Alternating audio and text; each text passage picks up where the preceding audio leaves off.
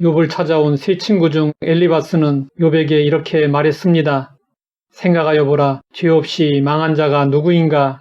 엘리바스는 욥이 당한 고난, 즉 별거만을 보고 욥에게 죄가 있다고 판단했습니다. 빌닷은 욥에게 이렇게 말했습니다. 내 자녀들이 주께 죄를 지었으므로 주께서 그들을 그 죄에 버려두셨나니. 빌닷은 자식들까지 끌어들여 욥을 나무라며 회개를 촉구했습니다. 엘리바스, 빌닷에 이어 소발이 욥에게 충고했습니다. 세 사람의 말을 비교해보면 엘리바스가 비교적 점잖은 사람처럼 보이고 빌닷은 조금 더 정지하는 스타일의 사람처럼 보이고 소발은 가장 과격하고 오만한 사람처럼 보입니다. 소발이 욥에게 한 말 중에서 하나님이 어떤 분이신지 말하는 부분은 백미라고 할 수 있습니다. 하나님은 말씀을 내시며 너를 향하여 입을 여시고 지혜의 오묘함으로 내게 보이시기를 원하노니 이는 그의 지식이 광대하심이라. 하나님께서 너로 하여금 너의 죄를 잊게 하여 주셨음을 알라. 내가 하나님의 오묘함을 어찌 능히 측량하며 전능자를 어찌 능히 완전히 알겠느냐. 하늘보다 높으시니 내가 무엇을 하겠으며 스올보다 깊으시니 내가 어찌 알겠느냐.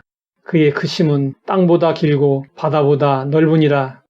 소발은 욥에게 하나님을 가리켜 오묘하신 하나님이라고 했습니다. 오묘하신 하나님은 누구도 측량할 수 없고 완전히 알 수 없습니다. 소발은 하나님의 무한하신 지혜의 높이와 깊이와 길이와 넓이의 4차원을 강조했습니다.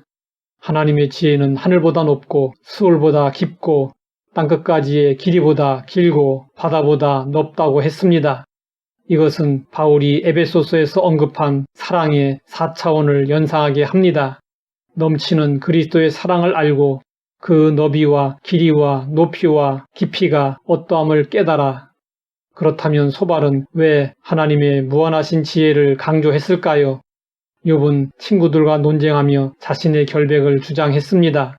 그리고 자신이 왜 재앙을 만나게 되었는지 모르겠다는 논리를 전개했습니다. 그런데 소발이 보기에 욥의 지혜는 아주 어줍잖아 보였습니다.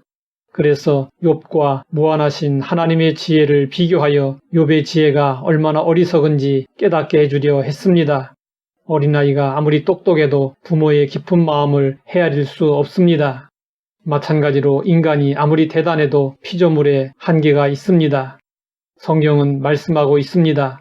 이는 내 생각이 너희의 생각과 다르며 내 길은 너희의 길과 다름이니라. 여호와의 말씀이니라. 이는 하늘이 땅보다 높음같이 내 길은 너희의 길보다 높으며 내 생각은 너희의 생각보다 높음이니라. 오묘하신 하나님이 한 사람의 생을 어떻게 인도하시는지 도무지 알 방법이 없습니다.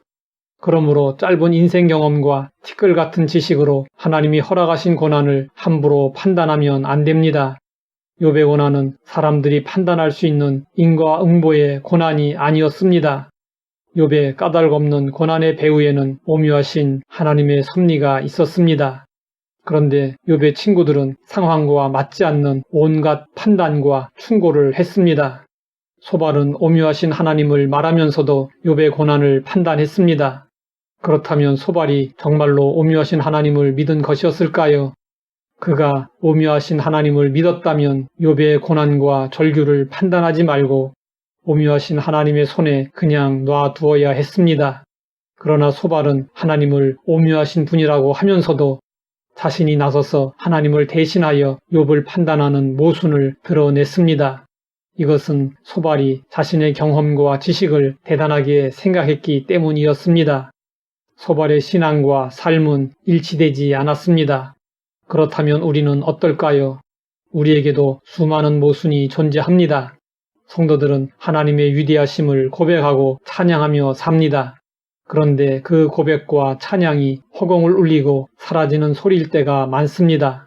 하나님의 위대하심에 대한 고백이 우리의 삶을 견인하지 못하는 이유는 무엇일까요? 하나님보다 나의 경험과 지식을 앞세우기 때문입니다. 성도들은 자신을 돌아보며 언행일치와 신행일치가 이루어지도록 더욱 노력해야 합니다. 하나님 아버지, 오묘하신 하나님을 깊이 생각하게 하시니 감사합니다. 짧은 지식과 경험으로 판단하지 말고 오묘하신 하나님께 맡길 수 있게 하옵소서. 예수님의 이름으로 기도드립니다.